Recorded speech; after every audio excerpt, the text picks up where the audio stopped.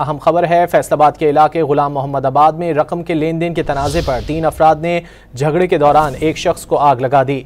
मुतासरा शख्स को तशवीशनाक हालत में अलाइड अस्पताल मुंतकिल कर दिया गया। मजीद जानते हैं सज्जाद हैदर से। सज्जाद, क्या वाक़े का मुकदमा दर्ज किया गया?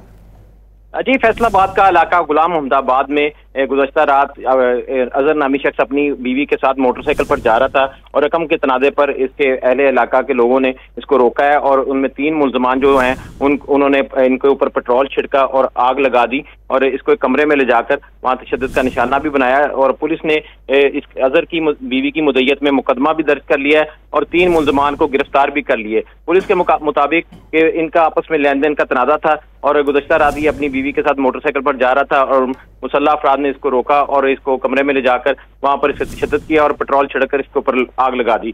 आग से झुलसने के बाद उसको जख्मी हालत में अलाइड अस्पताल मुंतकिल कर दिया गया। इलाज मालिज की जो है सहूलियात वहाँ फराहम की जा रही हैं और पुलिस ने मुल्ज़मान को गिरफ्तार करके मजीद तफ्तीश का दायरा कार वसी कर दिया है। जी सज्जाद, बहुत शुक्रिया इन तफसीलात के लिए।